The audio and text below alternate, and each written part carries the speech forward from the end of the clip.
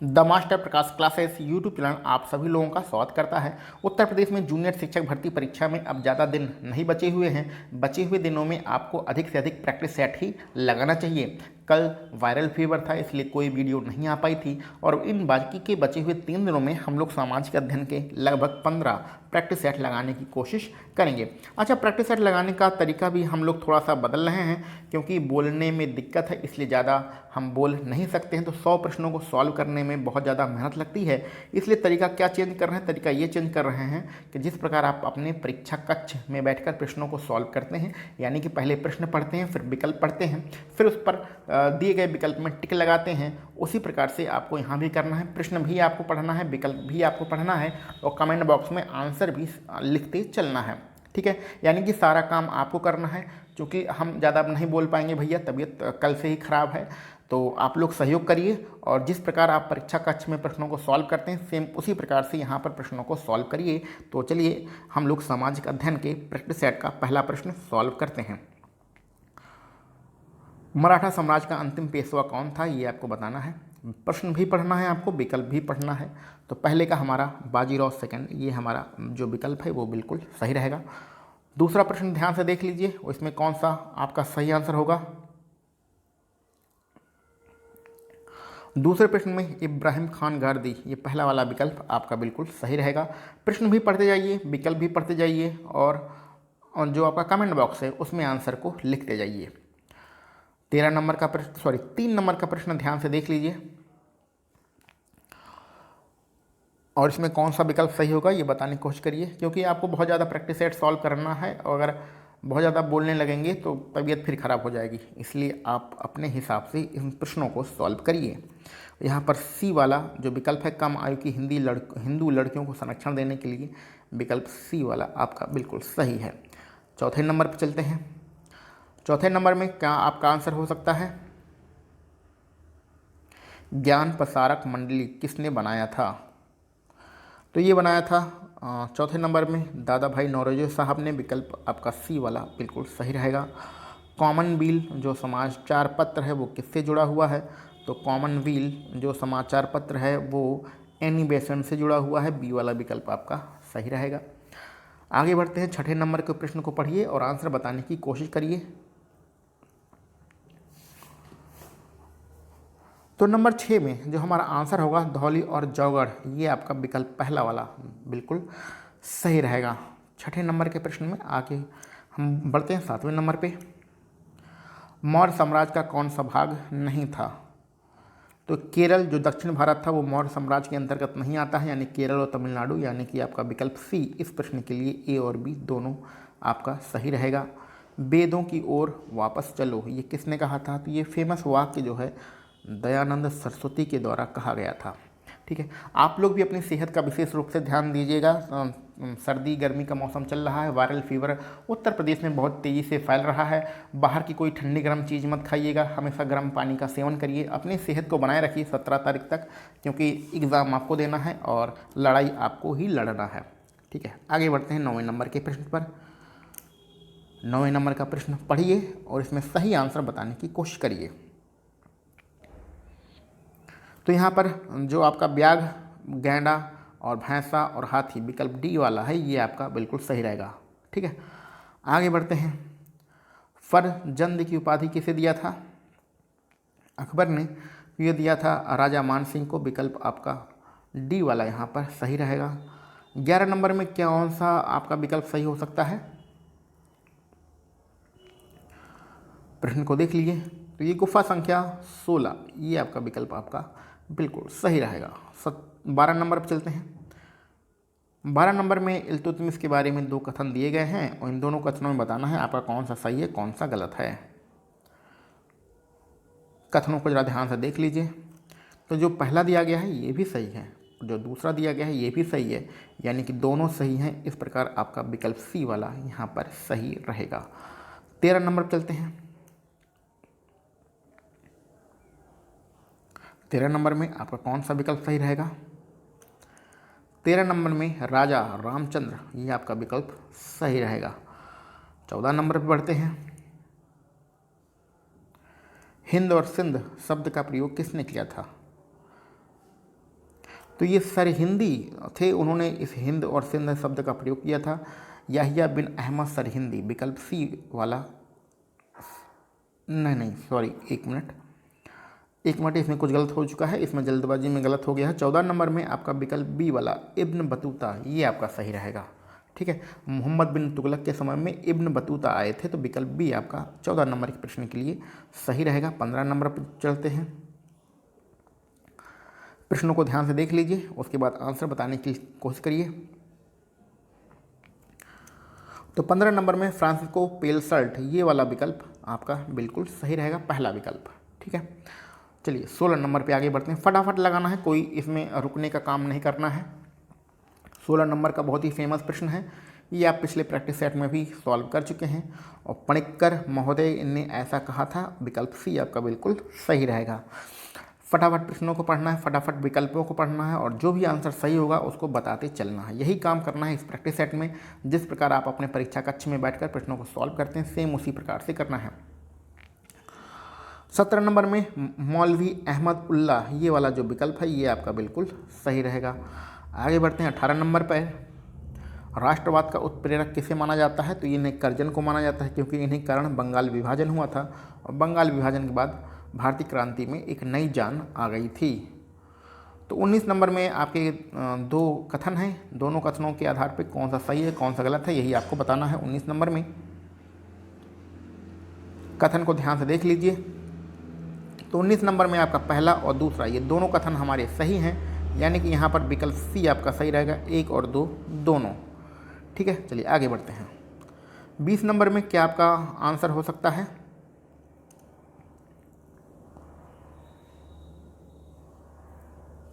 तो यहाँ पर वल्लभ भाई जे पटेल, ये आपका विकल्प सी, सॉरी 20 नंबर के प्रश्न पे सरदार, ये गलत हो चुका है, वल्लभ भाई पटेल गलत रहेगा, ये हमारा आंसर नहीं है। सरदार वल्लभ भाई पटेल के जो भाई थे विट्ठल भाई पटेल, वो आपका विकल्प सही रहेगा, विकल्प बी आपका सही रहेगा। ठीक है, जल्दबाजी में कभी कभी गलतियाँ हो रही हैं, लेकिन ये आपका सही नहीं रहेगा, विकल्प बी इस प्रश्न के लिए सही रहेगा। चलिए, सबसे कम अवस्था किसकी थी? 21 नंबर में बताना है, और 1 मिनट का समय दीजिए, थोड़ा पानी पी लेते हैं। 21 नंबर के प्रश्न में दिए गए विकल्पों में मध्य पाषाण काल आपका बिल्कुल सही रहेगा। भारत में मूर्ति पूजा कब से प्रारंभ हुई है? तो हड़प्पा काल से मूर्ति पूजा का प्रारंभ माना जाता है, विकल्प ए वाला आपका बिल्कुल सही रहेगा। 23 नंबर चलते हैं। किस वेद में जादुई माया, तंत्र मंत्र और वशीकरण का वर्णन मिलता है? तो 23 नंबर में ये सब मिलता है अर्थोवेद में, विकल्प डी आपका सही रहेगा। 24 नंबर के प्रश्न पे बढ़ते हैं। 24 नंबर में क्या आपका आंसर सही होना चाहिए? 24 नंबर में पहला वाला विकल्प गोप आपका सही होना चाहिए। 25 नंबर चलते हैं। कुर्रम क्या था? चोल साम्राज्य में कुर्रम क्या होता था? तो कुर्रम होते हैं कुछ ग्रामों के समूह को कुर्रम के नाम से जानते थे, ये आपका विकल्प डी वाला बिल्कुल सही रहेगा। अब ये वाला जो आयोग है, ये तो हज़ारों बार आप पढ़ चुके हैं, अगर आप प्रैक्टिस सेट इस चैनल के माध्यम से लगाते हैं तो रट गया होगा। ये आपका केंद्र और राज्यों के बीच में संबंध को दर्शाता है, कौन सा? सरकारी आयोग। चलिए 27 नंबर में क्या आंसर होगा आपका? राष्ट्रीय व्यय में क्या क्या शामिल हैं? तो जब उपरोक्त सभी लिख के आ जाए तो 100% इसी को सही मान लीजिएगा। आपका ए, बी और सी तीनों सही, यानी कि उपरोक्त सभी आपका दिए गए प्रश्न में बिल्कुल सही रहेगा। 28 नंबर पर चलते हैं। 28 नंबर में क्या आपका आंसर सही होना चाहिए? प्रत्येक 5 वर्ष में एक बार जो की जाती है कृषि संबंधी जनगणना को किया जाता है, विकल्प सी आपका सही रहेगा। 29 नंबर के प्रश्न पर बढ़ते हैं। प्रश्नों को ध्यान से पढ़ लीजिए और आंसर बताने की कोशिश करिए। 29 नंबर में डी वाला विकल्प जो है उत्पाद का मूल्य और लागत, ये आपका विकल्प डी वाला बिल्कुल सही रहेगा। आगे बढ़ते हैं 30 नंबर के प्रश्न पर। रॉबर्टसन किस देश से संबंधित हैं? तो ये हैं भैया इंग्लैंड से संबंधित। ठीक है, 31 नंबर पे चलते हैं। अनिश्चितता वहन करने का लाभ, ये सिद्धांत किसने दिया था? तो ये सिद्धांत दिया था प्रोफेसर नाइट ने। ठीक है, पहला वाला विकल्प आपका सही रहेगा। करापात क्या होता है? तो यहाँ पर आपका करापात जो होता है वो अंतिम करदाता पर होता है। ये आपका विकल्प बी वाला बिल्कुल सही रहेगा। 33 नंबर पे आगे बढ़ते हैं। 33 नंबर के प्रश्न को पढ़ लीजिए, आंसर बताने की कोशिश करिए। तो 33 नंबर में वित्तीय संस्थाओं का नियमन, ये वाला विकल्प आपका सही रहेगा। 34 नंबर के प्रश्न पे बढ़ते हैं। ये इकोनॉमिक्स के जो प्रश्न है, थोड़ा सा बोरियत आपको फील हो रहा होगा, लेकिन कोई बात नहीं। अभी हमारा पॉलिटी और ज्योग्राफी जब स्टार्ट होगा तो बहुत ही मज़ा आने वाला है प्रश्नों को सॉल्व करने में। 34 नंबर में आपका कौन सा विकल्प सही होगा, प्रश्न आपने पढ़ लिया होगा। तो 34 नंबर में हिग्स आपका पहला वाला विकल्प आपका बिल्कुल सही रहेगा। 35 नंबर पर चलते हैं। एससीओ का कौन सा देश सदस्य है? तो 35 नंबर में आपका चाइना, रसिया एंड उज्बेकिस्तान तीनों सही, यानी कि विकल्प डी आपका यहाँ पर बिल्कुल सही रहेगा। यूरोपीय आर्थिक समुदाय का मुख्यालय कहाँ पर है? तो इसका मुख्यालय भैया ब्रुसेल्स में है। पहला वाला विकल्प आपका सही रहेगा। 37 नंबर पर चलते हैं। प्रश्नों को पढ़िए और आंसर बताने की कोशिश करिए। सॉरी, इसमें आपका बी वाला, एक मिनट सॉरी, इसमें आपका बी वाला जो विकल्प है, भारत सरकार की आय का कम महत्वपूर्ण स्रोत है प्रशुल्क, ये आपका बिल्कुल सही रहेगा। आगे बढ़ते हैं 38 नंबर पे के प्रश्न पर। 38 नंबर में क्या आंसर हो सकता है? तो 38 नंबर में जो आपका धारणीय विकास है, ये वाला विकल्प डी आपका बिल्कुल सही रहेगा। चलिए 39 नंबर के प्रश्न को पढ़िए और आंसर बताने की कोशिश करिए। 39 नंबर में क्या आंसर हो सकता है भैया? आपका पहला वाला विकल्प, वास्तविक मूल्य भी ऊंचा हो जाएगा, यही वाला विकल्प आपका बिल्कुल सही रहेगा। 40 नंबर पर चलते हैं। 40 नंबर के प्रश्न को देखिए और आंसर बताने की कोशिश करिए। ये है, क्या है भैया? स्वैच्छिक सेवानिवृत्ति योजना, विकल्प बी आपका बिल्कुल सही रहेगा। 41 नंबर पर बढ़ते हैं। 41 नंबर के प्रश्न को देखकर आंसर बताने की कोशिश करना है भैया आप सभी लोगों को।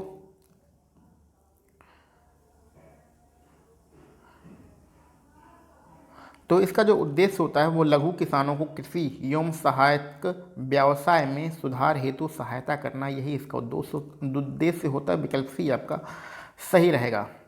चलिए 42 नंबर का प्रश्न आपके सामने आ चुका है। तो इस प्रकार की चीज़ों को हम लोग क्या कहते हैं? प्राथमिक घाटा कहते हैं। विकल्प सी यहाँ पर हमारा 42 नंबर के प्रश्न में सही रहेगा। 43 नंबर का प्रश्न आगे बढ़ते हैं। जल्दी पढ़िए और जल्दी आंसर बताने की कोशिश करिए। समय बिल्कुल भी खर्च नहीं करना है। अगर आपको आता है तो आंसर बताइए, नहीं आता है तो ध्यानपूर्वक प्रश्न को पढ़ के और आंसर सुनते जाइए। तो 43 नंबर में आपका विकल्प डी वाला, केवल माल के प्रवाह के आधार पर, विकल्प डी वाला आपका बिल्कुल सही रहेगा। 44 नंबर पर चलते हैं। 44 नंबर में क्या आपका सही रहेगा?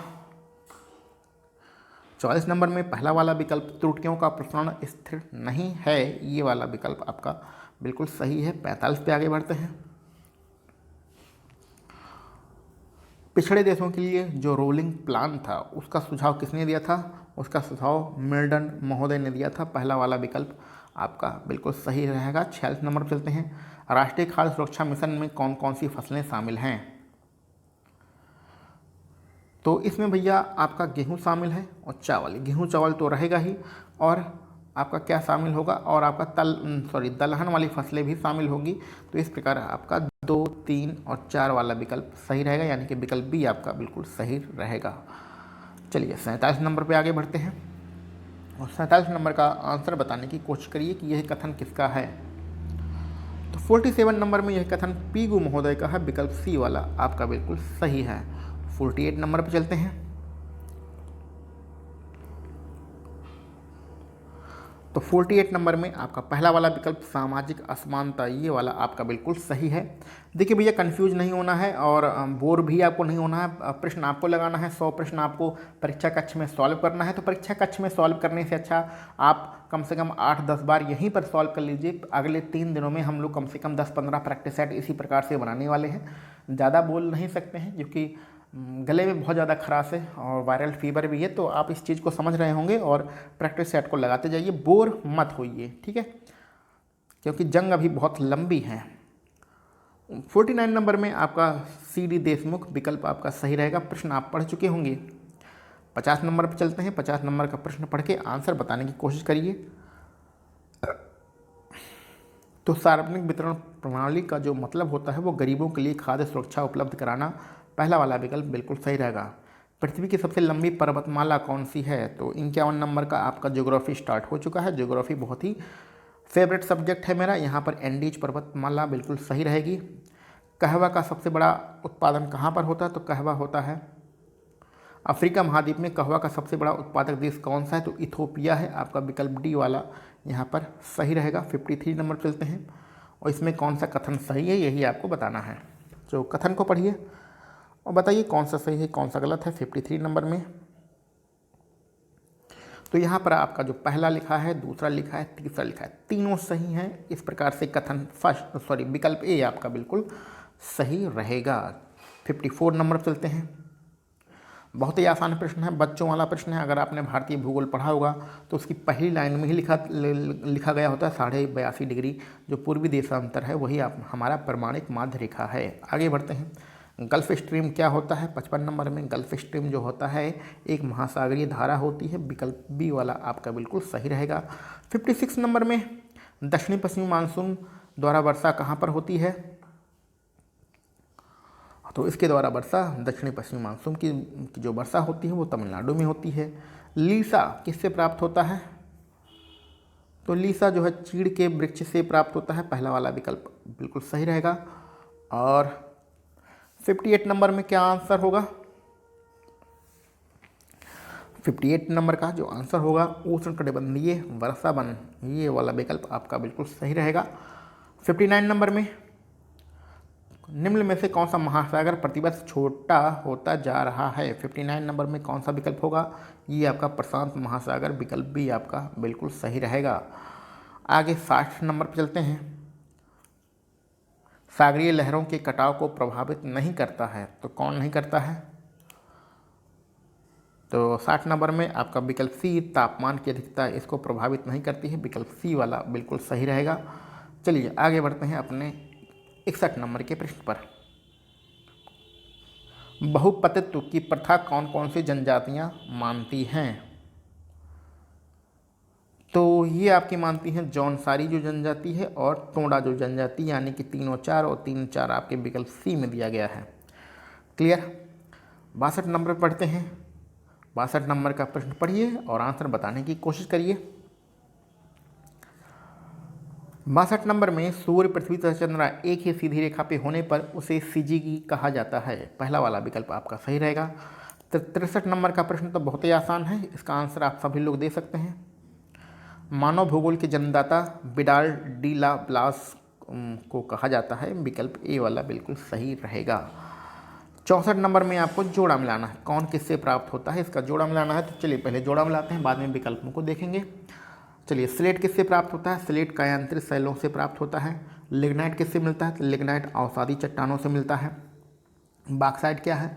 तो पहले ग्रेनाइट मिला लेते हैं। ग्रेनाइट एक आग्नेय शैल है, तो बॉक्साइट क्या बचा? एक अलौह खनिज बचा। ठीक है, तो 2 4 3 1 आपका क्रम बन रहा है और ये 2 4 3 1 कहाँ है? 2 4 3 1 ये आपका विकल्प बी में दिया गया है। क्लियर? चलिए आगे बढ़ते हैं। 65 नंबर के प्रश्न में कथन है, कारण है और इसमें क्या सही होगा ये आपको बताना है।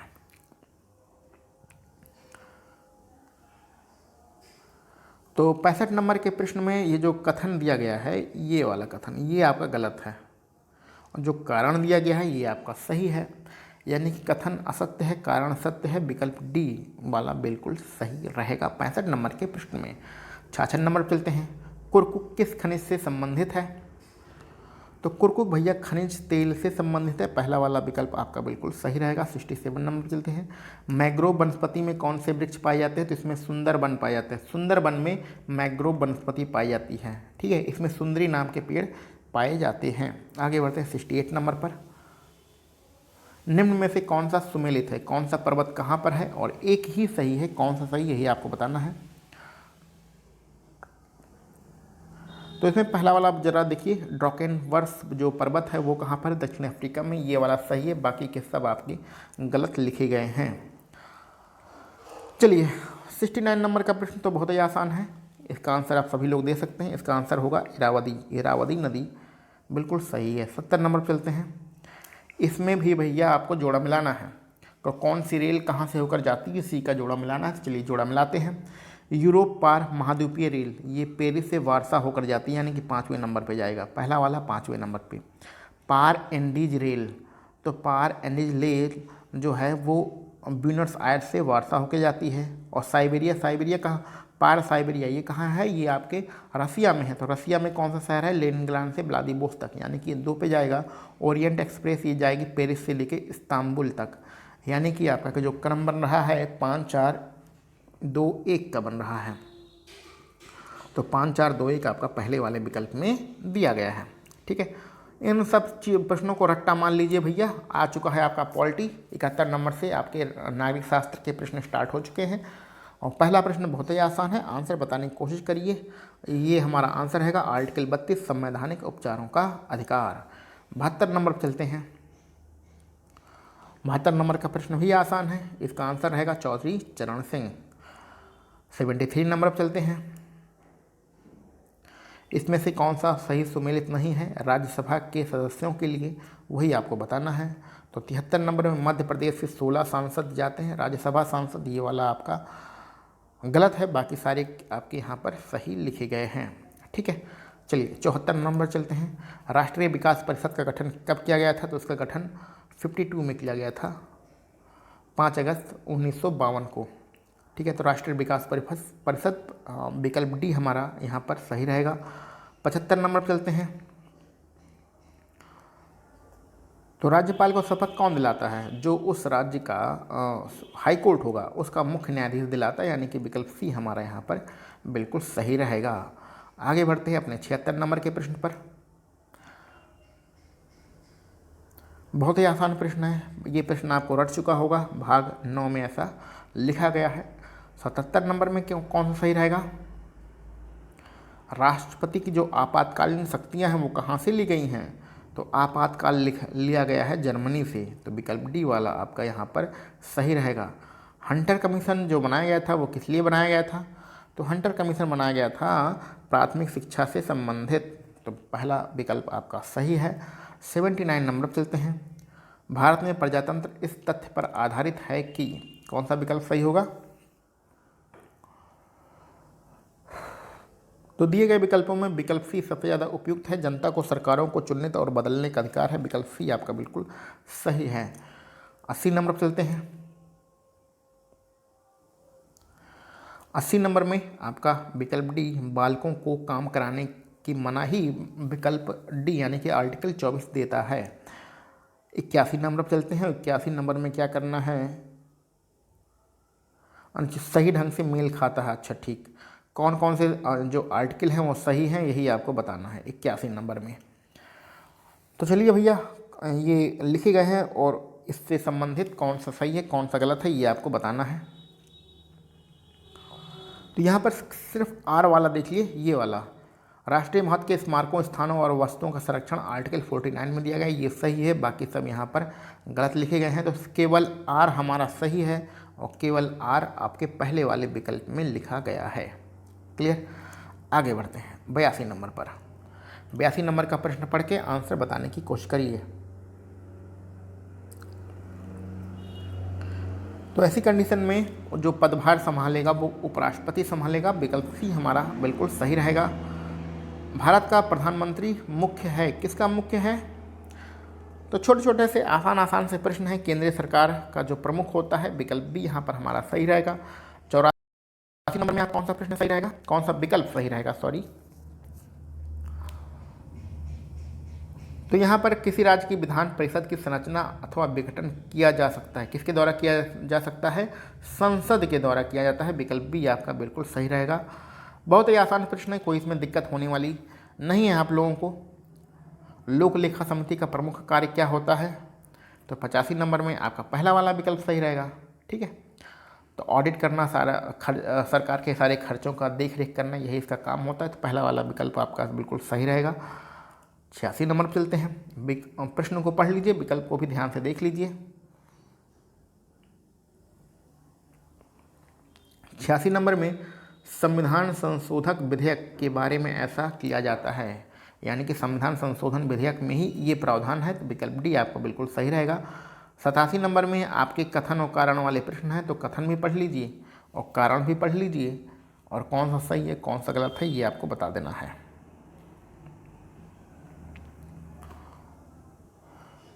तो यहाँ पर जो आपका कथन दिया गया है ये भी सही है, जो आपका कारण है ये भी सही है, यानी कि जो आपका विकल्प ए है वो हमारा सही रहेगा। ए आर दोनों सही, परंतु आर ए की सही व्याख्या है। ठीक है, चलिए आगे बढ़ते हैं 88 नंबर पर। जल्दी से ही हम लोग 100 प्रश्न अपने ख़त्म करने वाले हैं। आर्टिकल 356 किससे संबंधित है? तो ये राज्यों में राष्ट्रपति शासन के बारे में है, यानी कि विकल्प सी आपका सही रहेगा। 89 नंबर पर चलते हैं। 89 नंबर में आपके 3 विकल्प ही दिख रहे हैं, तो तीनों में ही आंसर मिल जाएगा, ज़्यादा पढ़ने की जरूरत नहीं है। तो इसमें आपका 89 नंबर में जो सी वाला है ये वाला आपका बिल्कुल सही रहेगा। तो ठीक है, विकल्प सी आपका सही रहेगा, और बाकी के, ए, बी और डी ये आपके गलत हैं। ठीक, चलिए आगे बढ़ते हैं अपने अगले प्रश्न पर। 90 नंबर का प्रश्न आपके सामने आ चुका है, इसको पढ़ लीजिए।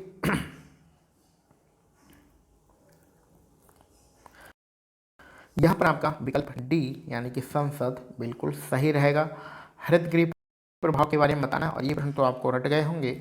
जो वायुमंडल में ग्रीन हाउस गैसों के घनीकरण के कारण वायुमंडल का तापमान बढ़ जाता है, और ग्रीन हाउस गैस कौन सी होती है? मुख्य रूप से कार्बन डाइऑक्साइड होती है। आगे बढ़ते हैं, कौन सी हरितगृह गैस नहीं है? कौन सी हरितगृह गैस नहीं है ये आपको बताना है। अगर हरितगृह गैस बोलता तो हम कार्बन डाइऑक्साइड को पहले विकल्प को टिक लगाते, यानी कौन सा नहीं है ये पूछा गया है, तो ये नाइट्रोजन नहीं है। ठीक है, ओजोन परत कहाँ पाई जाती है? तो ओजोन परत जो है आपके समताप मंडल में पाई जाती है। 94 नंबर में वन का सर्वाधिक क्षेत्रफल कहाँ पर है? तो वनों का जो सर्वाधिक क्षेत्रफल है वो आपके मध्य प्रदेश में है। विकल्प सी आपका सही रहेगा। भारत में न्यूनतम जनसंख्या वाला जिला कौन सा है? तो सबसे कम जनसंख्या कहाँ पर है? तो 95 नंबर में विकल्प सी दिबांग घाटी दिए गए विकल्पों में आपका बिल्कुल सही रहेगा। अब 86 नंबर से क्या करना है भैया कि 86 नंबर से आपको, क्योंकि आप अध्यापक बनने वाले हैं इसलिए शिक्षण के बारे में थोड़ी बहुत भी जानकारी तो होनी ही चाहिए। तो 86 नंबर से आपको शिक्षण संबंधी प्रश्न है, लेकिन ये सिलेबस में लिखा नहीं गया है इसलिए हम लोग यहाँ पर इसको सॉल्व नहीं कर रहे हैं। लेकिन आप इसको टेलीग्राम चैनल पे जाइए, टेलीग्राम पे जाइएगा, वहाँ से इस PDF को डाउनलोड कर लीजिएगा, और डाउनलोड करने के बाद इन प्रश्नों को सॉल्व कर लीजिएगा। बहुत ही आसान प्रश्न है, कोई दिक्कत की बात नहीं होने वाली है, और आंसर शीट आपको इसी जो प्रश्न है इसके लास्ट में दिया गया है। तो इस प्रकार से हम लोगों ने सामाजिक अध्ययन के टोटल 100 प्रश्नों को सॉल्व कर लिया है। आपके कितने प्रश्न सही हो रहे हैं इसको आप कमेंट बॉक्स में ज़रूर बताइएगा।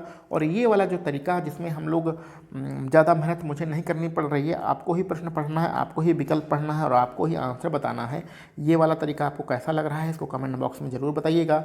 बाकी के बचे हुए 3 दिनों में हम लोग कम से कम 15 प्रैक्टिस सेट लगाने वाले हैं सामाजिक अध्ययन के, तो आप लोग साथ देखते रहिए और प्रैक्टिस सेट को इसी प्रकार से देखते रहिए। चलिए मिलते हैं हम लोग अपने अगले किसी वीडियो लेक्चर में। आप सभी लोगों को वीडियो देखने के लिए बहुत बहुत धन्यवाद।